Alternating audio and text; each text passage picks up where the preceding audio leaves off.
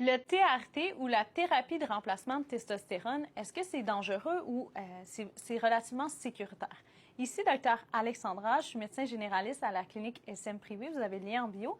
Puis je vous explique justement c'est quoi la TRT, sur quelle forme vous pouvez le prendre, si c'est dangereux ou si c'est sécuritaire de le faire.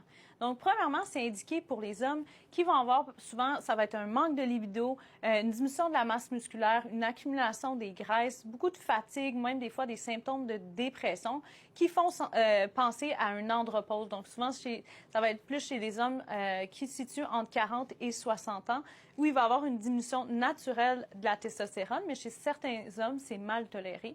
Et c'est là qu'on peut donner la testostérone pour pouvoir aider. Donc, les différents types, comment on peut donner la testostérone si vous en avez besoin. La première chose, ça va être en gel. Fait que vous pouvez appliquer le gel sur vos bras. Donc, ça va être l'équivalent environ de 4 pushs pour commencer, qui est l'équivalent de 50 microgrammes de testostérone que vous allez appliquer sur les bras. Donc, il faut le laisser rentrer au niveau de votre corps. Fait que si, disons, vous allez vous baigner après, il faudrait attendre environ 4-5 heures avant d'aller vous baigner. Fait que chez certaines personnes, c'est moins pratique au niveau du gel. Ça fonctionne aussi moins bien. Donc, des fois, ça peut fonctionner super bien, mais des fois moins bien. C'est dans ce temps-là qu'on va aller avec les injections intramusculaires. Le plus souvent, ça va être au niveau du muscle grand fessier.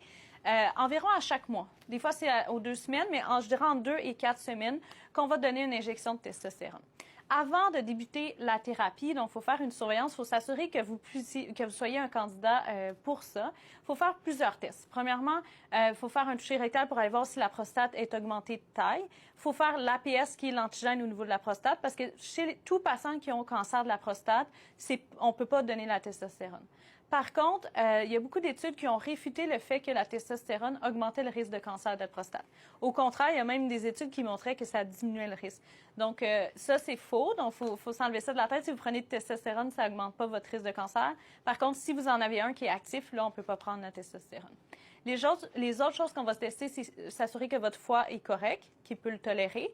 Ensuite de ça, on va regarder au niveau de la créatine, donc vos reins sont corrects, le bilan lipidique, donc vos taux de cholestérol, la formule sanguine, être sûr que vos taux de globules rouges et tout ça sont normaux.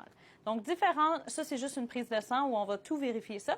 Et évidemment, on va regarder vos taux de testostérone le matin. Donc, entre 8h et 10h, c'est le moment où ils sont le taux le plus élevé. C'est à ce moment-là qu'on veut faire le test de testostérone pour voir quel est votre niveau à vous.